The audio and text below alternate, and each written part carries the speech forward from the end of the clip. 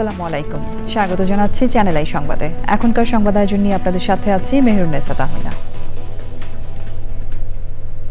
বিস্তারিত সংবাদের শুরুতে জানিয়ে দিচ্ছি ফ্রেশ আটা ময়দা সুজি সংবাদ শিরোনামগুলো।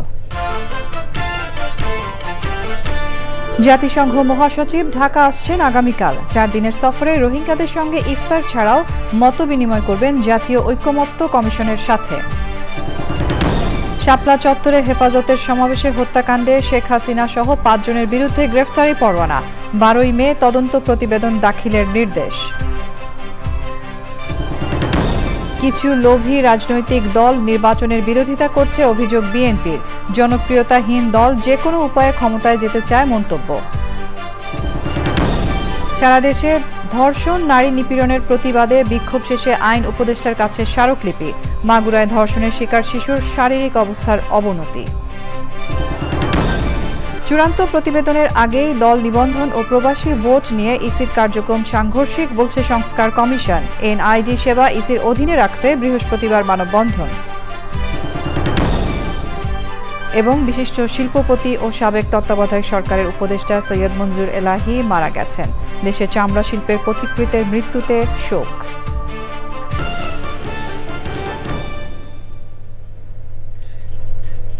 এছাড়াও নিটোল তথা বিশেষ সংবাদে যা থাকছে।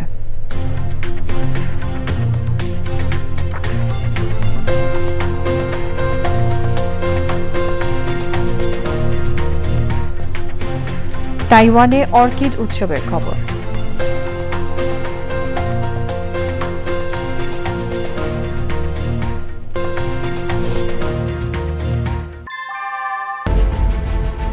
Primacy in build.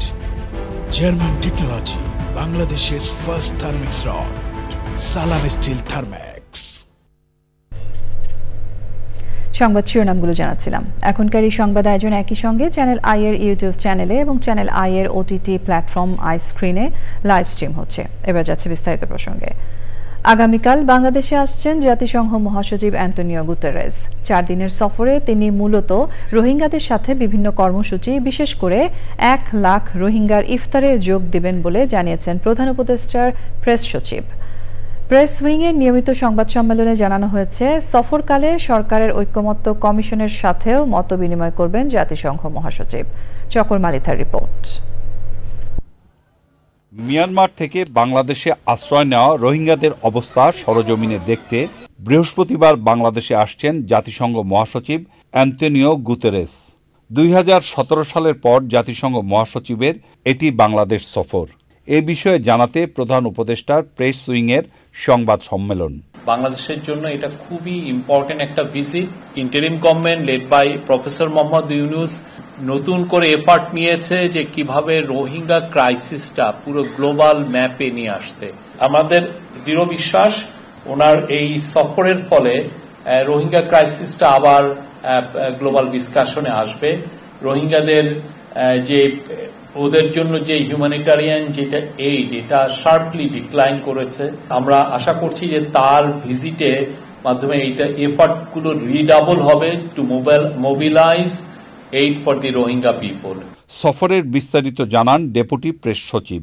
আগামীকাল আসবেন বিকাল 5টায় বাংলাদেশে। প্রথম দিন আমরা ওনার কোনো এঙ্গেজমেন্ট নেই, উনি আসবেন এবং মূলত ওনার এবং উনি চলে যাবেন হচ্ছে 16 তারিখ।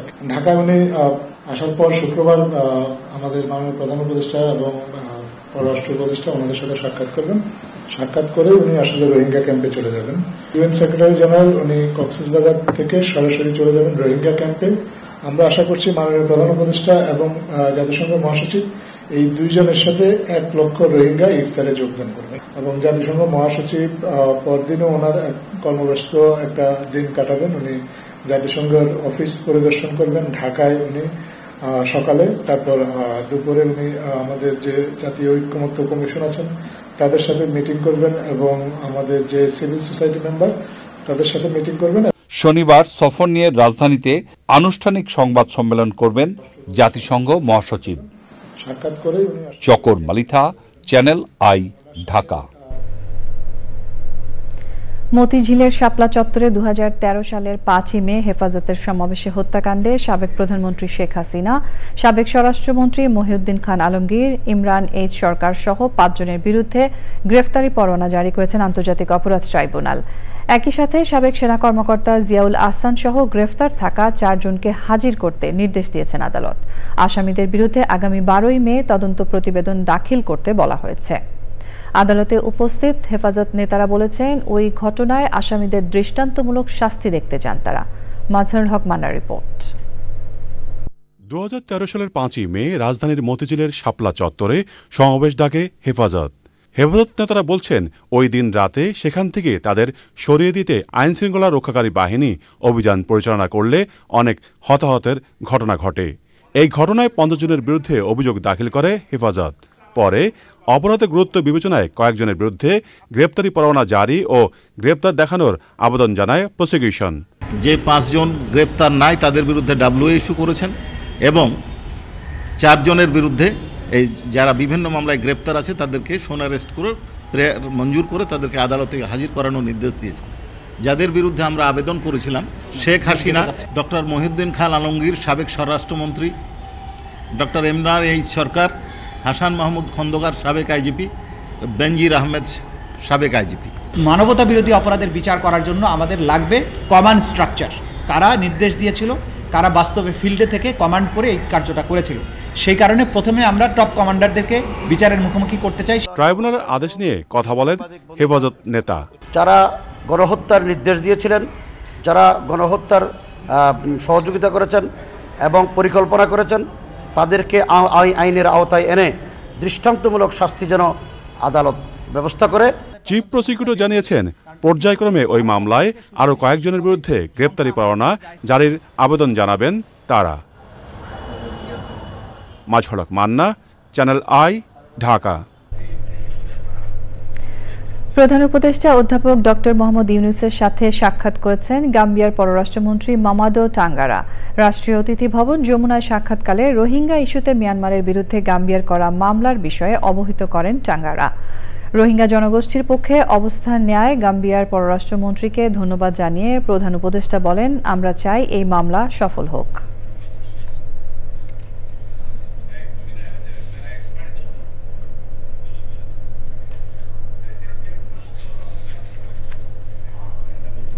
কিছু লোভী রাজনৈতিক দল নির্বাচনের বিরোধিতা করছে বলে অভিযোগ করেছে বিএনপি। রাজধানীতে বিএনপির 31 দফার কর্মশালায় স্থায়ী কমিটির সদস্য মির্জা আব্বাস অভিযোগ করেন, জনপ্রিয়তা নেই এমন দল যে কোনো উপায়ে ক্ষমতায় যেতে চায়। জুন জুলাইয়ের মধ্যেই নির্বাচনের তারিখ ঘোষণা করা যায় এমন মন্তব্য করে তিনি বলেছেন, চাঁদাবাজি অপকর্ম করে বিএনপির উপর দায় চাপানো হচ্ছে। রাহুল রায় রিপোর্ট। রাষ্ট্রকাঠামো বিনির্মাণে 31 দফা অনেক আগিয়ে দিয়েছে বিএনপি।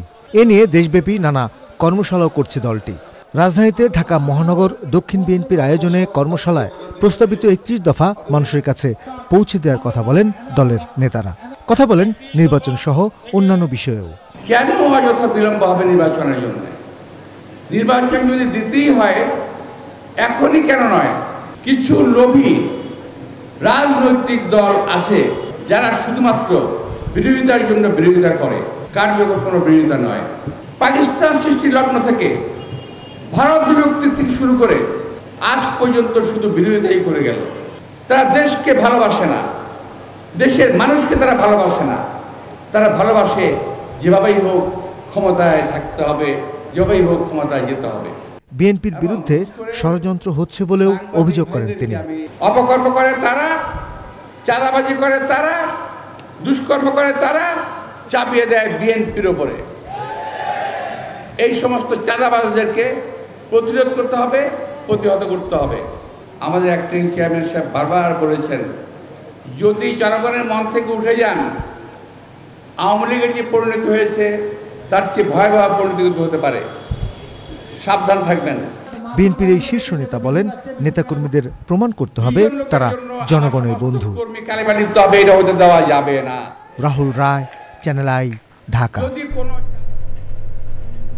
নবগঠিত জাতীয় নাগরিক পার্টির নেতারা বলেছেন, সাম্য, মানবিক মর্যাদা ও সামাজিক সুবিচারের দেশ প্রতিষ্ঠায় সেকেন্ড রিপাবলিকের প্রয়োজন। তাদের মতে প্রথম সংবিধান ও রাষ্ট্র ব্যর্থ হওয়ায় এই অবস্থার সৃষ্টি হয়েছে। তবে বিশ্লেষকরা বলছেন জাতীয় ঐক্যমত্যের মাধ্যমে সংবিধানের প্রয়োজনীয় সংস্কার হলে সেকেন্ড রিপাবলিকের উদ্দেশ্য পূরণ করা সম্ভব। মাসরুর শাকিলের রিপোর্ট। গণ অভ্যুত্থানে নেতৃত্ব দানকারী তরুণদের দল জাতীয় নাগরিক পার্টি এনসিপি আত্মপ্রকাশের দিন থেকেই সব মহলের আলোচনায় সেকেন্ড রিপাবলিক শব্দটি। সেকেন্ড রিপাবলিক বলতে এনসিপি কি বলছে আর তার প্রয়োজনই বা কেন? এই সংবিধান কিন্তু আপনার নির্বাচন, ভুয়া নির্বাচন ঠেকাতে পারে নাই, গুম খুন ঠেকাতে পারে নাই, কিংবা ক্রসফায়ার কিংবা মানবতা বিরোধী অপরাধগুলো ঠেকাতে পারে নাই। ফলে এই সংবিধান ইতিমধ্যেই নিজেকে অনেক দূর পর্যন্ত অকার্যকর কিংবা প্রশ্নবিদ্ধ করেছে। আমরা বলছি যে গণপরিষদ পাশাপাশি পার্লামেন্ট নির্বাচন, একই নির্বাচনের মধ্যে দুটো ঘটনা ঘটবে। এটা যদি করা যায় তখন তার মধ্যে দিয়ে যে আউটকামটা আসবে, যে রাষ্ট্রটা আমরা পাবো, গণতান্ত্রিক রাষ্ট্র আমরা পাবো, এটাই হবে সেকেন্ড রিপাবলিক। সেকেন্ড রিপাবলিকের দাবি সমর্থন করে কেউ কেউ বলছেন জন আকাঙ্ক্ষার বাংলাদেশ বাস্তবায়নে সংবিধান পুনর্লিখনের বিকল্প নেই। এই সংবিধানটাকে সংশোধন করতে গেলে এত কাটাছেঁড়া করতে হবে, এরপর এটা সংবিধান থাকবে না। তাই আমরা বলছি যে আমাদের সংবিধানটাকে ছোট করে ফেলা দরকার, সহজ বাংলায় লেখা দরকার, যেন সবাই বোঝে। তবে বিশ্লেষকরা মনে করেন বিভাজিত সমাজে সেকেন্ড রিপাবলিকের চেষ্টা আরও বিভাজন তৈরি করতে পারে। ঐক্যমতের ভিত্তিতে সব করা উচিত। আলোচনা করে একটা সিদ্ধান্ত নেওয়া উচিত, ঐক্যমত্যের ভিত্তিতে যাই করি আমরা। শুধুমাত্র একটা দলের একটা চাহিদার প্রেক্ষিতে সংবিধান বাতিল করে আবার নতুন সংবিধান তৈরি করবে, আবার এটাকে সেকেন্ড রিপাবলিক বলবে, তখন এই জিনিসটা ইতিহাসে এবং জনপরিসরে কতটা গ্রহণযোগ্য হচ্ছে সেই জিনিসটা তাদেরকে ভাবতে হবে। সংবিধান সংস্কার নাকি সেকেন্ড রিপাবলিক, কোন বিষয়ে রাজনৈতিক দলগুলো ঐক্যমতে পৌঁছায় তাই এখন আগ্রহের কেন্দ্রবিন্দুতে। Masrur Shakil, Channel I, Dhaka. ঢাকা সিএমএইচে চিকিৎসাধীন মাগুরায় ধর্ষণের শিকার শিশুটির শারীরিক অবস্থার অবনতি হয়েছে। সিএমএইচের চিকিৎসক জানিয়েছেন আইসিইউতে লাইফ সাপোর্টে থাকা শিশুটির সোমবার সকালে দুবার কার্ডিয়াক অ্যারেস্ট হয়েছে। সারা দেশে ধর্ষণ ও নারী নিপীড়নের বিরুদ্ধে বিভিন্ন সংগঠনের প্রতিবাদ চলছে। 5 দফা দাবিতে সচিবালয়ে আইন উপদেষ্টার কাছে স্মারকলিপি দিয়েছে ধর্ষণ বিরোধী মঞ্চ। লায়লা নওশিনের রিপোর্ট। মাগুরার শিশু ধর্ষণের ঘটনায় দ্রুত বিচার সহ 5 দফা দাবিতে সচিবালয়ে আইন উপদেষ্টা ও প্রধান উপদেষ্টা বরাবর স্মারকলিপি দেয় ধর্ষণ বিরোধী মঞ্চ। স্মারকলিপি গ্রহণ করে দ্রুত ব্যবস্থা নেওয়ার আশ্বাস দেন আইন উপদেষ্টা। একই সাথে ধর্মের অপব্যাখ্যা দিয়ে যেভাবে নারীদের উপর নির্যাতন শুরু হয়েছে সে ব্যাপারে সরকারের জিরো টলারেন্সের কথাও বলেন উপদেষ্টা। 1 মাসের মধ্যে সেটার বিচারিক প্রক্রিয়াটির কাজ যেন অন্তত শেষ হয় এবং আমরা আশা করছি আমাদের পক্ষ থেকে এটা সর্বোচ্চ শাস্তি, মৃত্যুদণ্ড নিশ্চিত করা হবে। আমরা একটা ড্রাফট আইন করেছি, যত দ্রুত সম্ভব আইনটা কঠোর করার চেষ্টা করব, যাতে ধর্ষণের মামলার বিচার শুধু দ্রুত না, এবং বিচারটা যেন নিশ্চিত হয় এবং যথাযথ যেন বিচার হয়। আজকে আমাদের মেয়েদেরকে যেভাবে আক্রমণ করা হচ্ছে বিভিন্ন গোষ্ঠীর থেকে, এবং যেভাবে ধর্মের অপব্যাখ্যা দিয়েও তাদের উপর আক্রমণ করা হচ্ছে, আমরা এটার বিরুদ্ধে জিরো টলারেন্স নীতি গ্রহণ করেছি। দেশজুড়ে নারী ধর্ষণ, নির্যাতন, নিপীড়ন ও হেনস্থার প্রতিবাদে 5 দফা দাবিতে 5 দিন ধরে শাহবাগে জাতীয় জাদুঘরের সামনে লাগাতার অবস্থান করছেন জাতীয় নাগরিক কমিটির কেন্দ্রীয় সদস্য ও ঢাকা বিশ্ববিদ্যালয় শামসুন নাহার হলের সাবেক ভিপি তাসনিম আফরোজ ইমি। আমি আজকে 5 দিন হলো আমি এখানে অবস্থান নিয়েছি এবং সরকার থেকে এখনো পর্যন্ত আমার সাথে যোগাযোগও করা হয়নি। আশ্বাস দেওয়া তো দূরের কথা, আমি ইতোমধ্যে অসুস্থ হয়ে পড়ছি এবং আমি এমন একটা দাবিও বলি নাই যেগুলো হচ্ছে বাস্তবায়ন করা খুব কষ্টসাধ্য কিংবা অসম্ভব। নারী নিপীড়নের প্রতিবাদে মৌন মিছিল করেছে ঢাকা বিশ্ববিদ্যালয়ের আইবি অনুষদ। অব্যাহত নারী নিপীড়নের ঘটনায় সার্বক্ষণিক প্রতিবাদের কথা জানান তারা। যেখানে বলি যে দ্বিতীয় স্বাধীনতা, সেই সময় এসেও যদি এই নারীদেরকে এরকম অবমাননার শিকার হতে হয়, এরকম নির্যাতনের শিকার হতে হয়, সেটা আমাদের জাতি হিসাবে লজ্জার। এই ধরনের ঘটনার বিচার যদি দ্রুত বিচার ট্রাইব্যুনালে হতো তাহলে হয়তো কিছুটা চেঞ্জ আসতো। যে কোনো ধর্ম আসলে নারীদের এভাবে অবমাননা বা এরকম কোনো ধরনের অসম্মান করাকে সাপোর্ট করে না। এই ধরনের ঘটনা যাতে আর পুনরাবৃত্তি কোনোভাবেই না হয় সেটা নিশ্চিত করতে হবে। সিএমএইচে চিকিৎসাধীন মাগুরায় ধর্ষণের শিকার শিশুটির শারীরিক অবস্থার আরও অবনতি হয়েছে বলে জানিয়েছেন চিকিৎসকরা। 8 সদস্যের মেডিকেল বোর্ড নিবিড়ভাবে শিশুটির অবস্থা পর্যবেক্ষণ ও প্রয়োজনীয় ব্যবস্থাপত্র দিচ্ছেন। Laila Naushin, Channel I, Dhaka. আশ্রিতা রূপা বেগমকে ধর্ষণ চেষ্টার কারণেই হাবিবুল্লাহ বাহার বিশ্ববিদ্যালয় কলেজের ভারপ্রাপ্ত উপাধ্যক্ষ মোহাম্মদ সাইফুর রহমান ভূঁইয়া খুন হয়েছেন বলে জানিয়েছে পুলিশ। সংবাদ সম্মেলনে পুলিশ বলেছে, ঘটনার 4 দিন আগে নাজেম ও রূপা দম্পতিকে নিজের বাসায় আশ্রয় দিয়েছিলেন সাইফুর রহমান। নাজেম ও রূপাকে ফরিদপুর থেকে গ্রেফতার করেছে পুলিশ। শহীদুল্লাহ রাজু রিপোর্ট। সোমবার সকালে রাজধানীর উত্তরার উত্তরখান থানা এলাকার পুরানপাড়ার একটি বাসা থেকে রক্তাক্ত অবস্থায় মোহাম্মদ সাইফুর রহমান ভূঁইয়াকে উদ্ধার করে এলাকাবাসী। হাসপাতালে নেওয়া হলে চিকিৎসক তাকে মৃত ঘোষণা করেন। এ ঘটনায় হত্যা মামলা করেন নিহতের ছোট ভাই। সংবাদ সম্মেলনে পুলিশ বলছে, রেল স্টেশনে পরিচয় হওয়ার পর তাদেরকে সঙ্গে করে বাসায় এনে আশ্রয় দেন সাইফুর। এরপর থেকেই রূপাকে বিভিন্নভাবে যৌন নিপীড়নের চেষ্টা চালান বলে জানিয়েছে পুলিশ। বিভিন্ন সময় মেয়েটার গায়ে হাত দিত, তো সেই এইভাবেই চলছিল। মেয়েটা খুবই বেশি এই বিষয়ে তার স্বামীকে যেহেতু মেরে ফেলতে চায়, তো সে কারণে সে এটা ভয়ে তার স্বামীকেও কথাগুলো বলতে পারছিল না। যেটা হয়েছে, তিনজনে একসাথে শুয়েছে। ছেলেটা যখন ঘুমিয়ে গিয়েছে, রূপার হাজব্যান্ড নাজেম, তখন সে উপর দিকে উঠে গিয়ে তাকে করার জন্য, হয়তো রেপ করার জন্য তাকে সরিয়ে উঠেছে। নাজেম পুলিশকে জানায়, 9 মার্চ রাতে সাইফুর রূপাকে উত্ত্যক্ত করতে গেলে টের পেয়ে যায় সে। এরপরেই তাদের মধ্যে ধস্তাধস্তি হয়।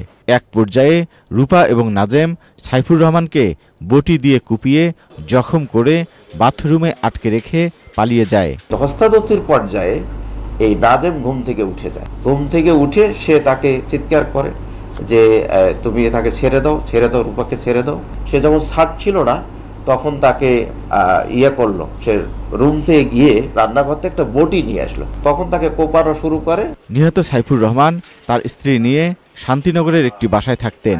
কয়েক মাস ধরে উত্তরখানে বাসা ভাড়া নিয়ে একা থাকা শুরু করেন সাইফুর। Shahidullah Raju, Channel I, Dhaka. ভারতের গণমাধ্যমে বাংলাদেশের সেনাবাহিনী নিয়ে প্রকাশ করা সংবাদকে মিথ্যা ও পরিকল্পিত উল্লেখ করে বিবৃতি দিয়েছে আন্তঃবাহিনী জনসংযোগ পরিদপ্তর ISPR। বিবৃতিতে বলা হয়, ভারতীয় গণমাধ্যম দ্য ইকোনমিক টাইমস এবং ইন্ডিয়া টুডে সম্প্রতি সেনাবাহিনীতে অভ্যুত্থানের সম্ভাবনা এবং চেইন অফ কমান্ড ভাঙার মতো ভিত্তিহীন ও মন গড়া প্রতিবেদন প্রকাশ করেছে। এই প্রতিবেদনগুলো সম্পূর্ণ মিথ্যা এবং সুস্পষ্টভাবে একটি পরিকল্পিত বিভ্রান্তিমূলক প্রচারণার অংশ, যা বাংলাদেশের স্থিতিশীলতা ও সশস্ত্র বাহিনীর ভাবমূর্তি ক্ষুণ্ণ করার উদ্দেশ্যে করা হচ্ছে। বিবৃতিতে আরও বলা হয়েছে, বাংলাদেশ সেনাবাহিনী সুসংগঠিত, ঐক্যবদ্ধ এবং সেনাপ্রধানের দক্ষ নেতৃত্বে সাংবিধানিক দায়িত্ব পালনে প্রতিশ্রুতিবদ্ধ। বিবৃতিতে ভারতীয় গণমাধ্যমকে ভিত্তিহীন খবর প্রকাশ থেকে বিরত থাকার অনুরোধ জানিয়েছে সেনাবাহিনী। এছাড়া সব সংবাদ মাধ্যমকে দায়িত্বশীল আচরণ করার এবং অপ্রয়োজনীয় উত্তেজনা এবং বিভ্রান্তি ছড়ায় এমন মিথ্যা বক্তব্য প্রচার থেকে বিরত থাকার আহ্বান জানানো হয়েছে বিবৃতিতে।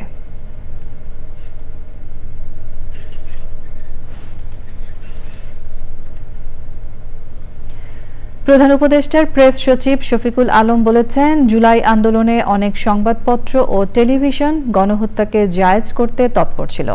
অন্তর্বর্তী সরকার গণমাধ্যমের স্বাধীনতায় বিশ্বাসী বলে এখনও তাদের বিরুদ্ধে কোনো শাস্তিমূলক ব্যবস্থা নেয়নি। গণমাধ্যম এখন রক্তচোষা শিল্পে পরিণত হয়েছে বলেও মন্তব্য করেন প্রেস সচিব। এনামুল কবির রূপমের রিপোর্ট। জুলাই গণঅভ্যুত্থানে মাল্টিমিডিয়ার ভূমিকা নিয়ে জাতীয় প্রেস ক্লাবে আলোচনায় সংবাদ মাধ্যমের ভূমিকার সমালোচনা করেন বক্তারা। মূলধারার গণমাধ্যমগুলো বিপক্ষে অবস্থান নেয়ার কারণে একসময় আমরা ধরে নিয়েছিলাম এই আন্দোলন সফল হবে কিনা, কিন্তু আমরা দেখেছি এই আন্দোলন সফল করবার জন্য মূলধারার গণমাধ্যমের বাইরে আজকে যারা এই আলোচনার আয়োজন করেছে, মাল্টিমিডিয়া জার্নালিস্টরা, তারা সেদিন যে ভূমিকা রেখেছেন, সেই ভূমিকা জাতি যুগ যুগ ধরে স্মরণ করতে বাধ্য থাকবে।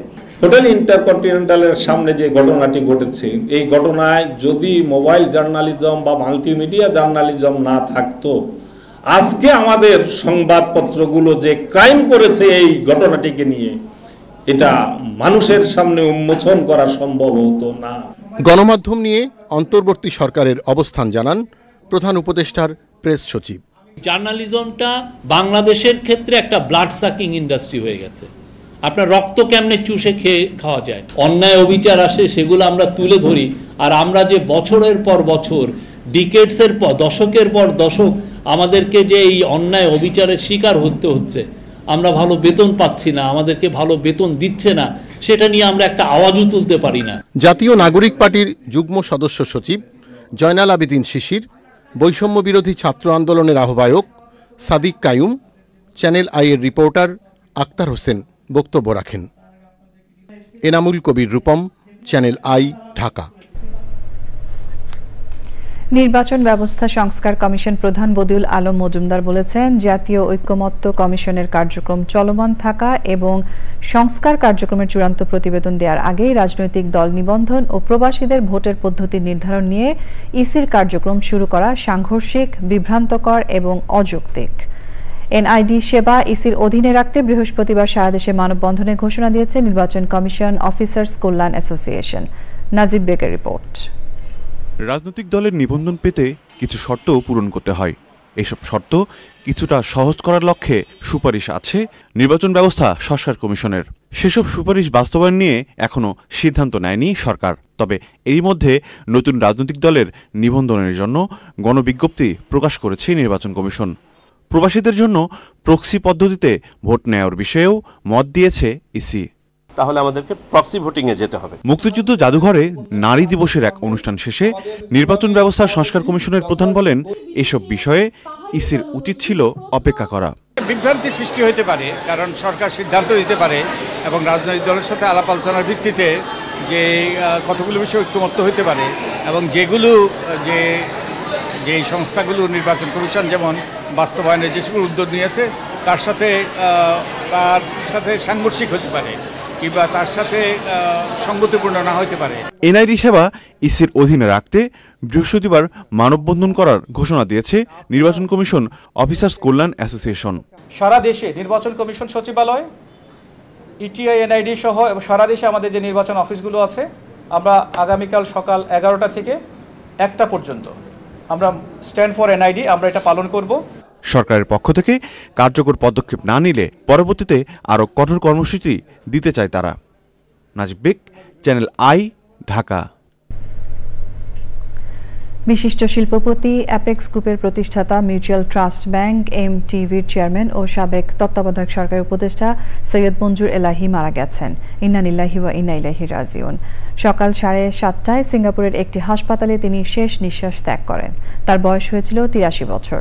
বৃহস্পতিবার বাদ জোহর গুলশান আজাদ মসজিদে সৈয়দ মঞ্জুর এলাহির নামাজের জানাজা হবে।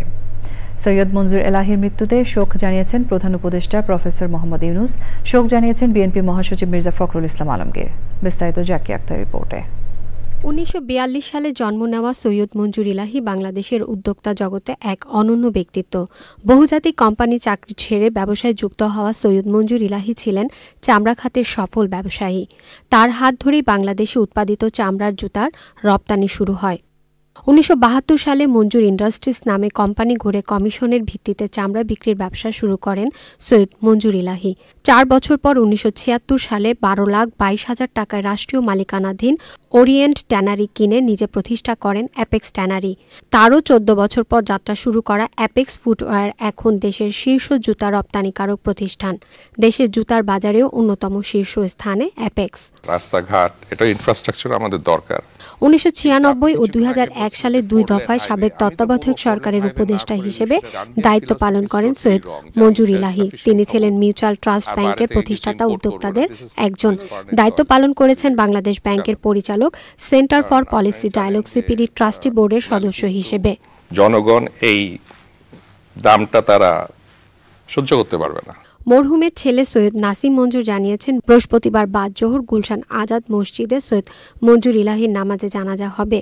আমরা আজকে রাতে সিঙ্গাপুর এয়ারলাইন্সে করে ওনাকে ঢাকায় ফেরত নিয়ে আসি আমার বোন আর আমি, এবং আমরা আগামীকাল সকালে প্রথম জানাজা হবে ইস্ট ওয়েস্ট ইউনিভার্সিটিতে। সেখানে আমরা সকাল 10:30টার সময় জানাজা পড়ব। দ্বিতীয় জানাজা অনুষ্ঠিত হবে আপনার গুলশান আজাদ মসজিদে, সেটা হবে বাদ জোহর, এবং সেখানে জানাজা পড়ার পরে আমরা আমাদের আব্বাকে নিয়ে যাব বনানী কবরস্থানে। সেখানে আমার মৃত মা মিসেস নীলুফার মঞ্জুর, ওনার সাথে একই কবরে আমার আব্বাকে আমরা চিরকালের জন্য বিদায় করব। Zakia Akter, channel I, Dhaka. সংবাদের এই পর্যায়ে আমরা নিচ্ছি একটা বিরতি, এবং বিরতির পর আরো যা থাকছে। পাকিস্তানের স্বাগত জানাচ্ছি আরো একবার চ্যানেল আই সংবাদে। পাকিস্তানের বেলুচিস্তানের ট্রেনে জঙ্গিদের হাতে জিম্মি ১৫৫ যাত্রীকে উদ্ধার করেছে দেশটির সেনাবাহিনী। অভিযানে অন্তত ২৭ জঙ্গি নিহত হয়েছে। অভিযান এখনও চলছে। মঙ্গলবার রাতে রেল লাইনে বিস্ফোরক ও গুলি ছুড়ে ট্রেন থামিয়ে যাত্রীদের জিম্মি করে জঙ্গিরা। অভিযানের পর ছোট ছোট দলে ভাগ হয়ে গেছে সন্ত্রাসীরা। এবারে রয়েছে আইস্ক্রিন সাংস্কৃতিক সংবাদ।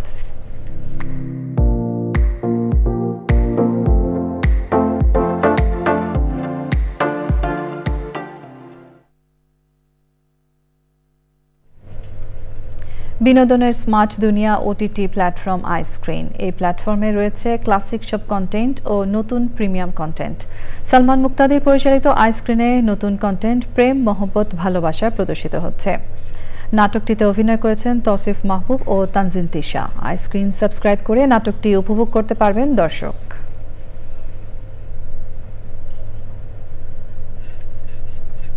নিটুল টাটা, বিশেষ সংবাদ।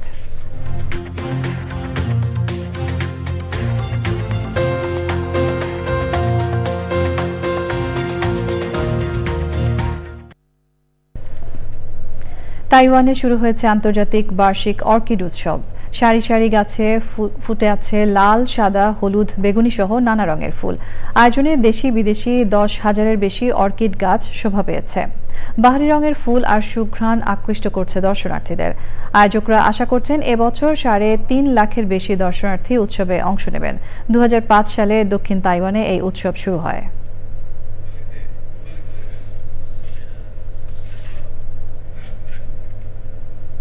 পূবালী ব্যাংক বাণিজ্য সংবাদ।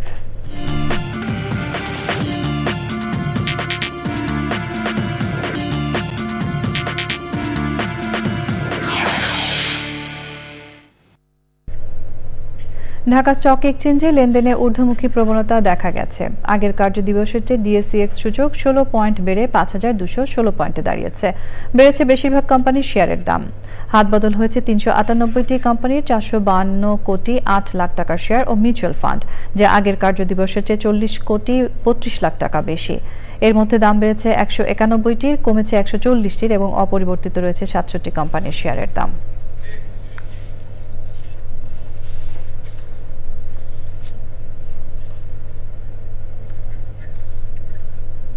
সংবাদের এ পর্যায়ে আমরা নিয়ে নিচ্ছি আরও একটা বিরতি, এবং বিরতির পর খেলার খবরে যা থাকছে। স্বাগত জানাচ্ছি আরও একবার চ্যানেল আই সংবাদে। এবারে রয়েছে খেলার খবর। ফ্রেশ আটা, ময়দা, সুজি সংবাদ শিরোনামগুলো আরও একবার জানিয়ে দিয়ে। জাতিসংঘ মহাসচিব ঢাকা আসছেন আগামীকাল। ৪ দিনের সফরে রোহিঙ্গাদের সঙ্গে ইফতার ছাড়াও মতবিনিময় করবেন জাতীয় ঐকমত্য কমিশনের সাথে। শাপলা চত্বরে হেফাজতের সমাবেশে হত্যাকাণ্ডে শেখ হাসিনা সহ ৫ জনের বিরুদ্ধে গ্রেফতারি পরোয়ানা। ১২ই মে তদন্ত প্রতিবেদন দাখিলের নির্দেশ। কিছু লোভী রাজনৈতিক দল নির্বাচনের বিরোধিতা করছে অভিযোগ বিএনপির। জনপ্রিয়তাহীন দল যে কোনো উপায়ে ক্ষমতায় যেতে চায় মন্তব্য। সারা দেশে ধর্ষণ, নারী নিপীড়নের প্রতিবাদে বিক্ষোভ শেষে আইন উপদেষ্টার কাছে স্মারকলিপি। মাগুরায় ধর্ষণের শিকার শিশুর শারীরিক অবস্থার অবনতি। চূড়ান্ত প্রতিবেদনের আগেই দল নিবন্ধন ও প্রবাসী ভোট নিয়ে ইসির কার্যক্রম সাংঘর্ষিক বলছে সংস্কার কমিশন। এনআইডি সেবা ইসির অধীনে রাখতে বৃহস্পতিবার মানববন্ধন। এবং বিশিষ্ট শিল্পপতি ও সাবেক তত্ত্বাবধায়ক সরকারের উপদেষ্টা সৈয়দ মঞ্জুর এলাহি মারা গেছেন। দেশের চামড়া শিল্পের পথিকৃতের মৃত্যুতে শোক।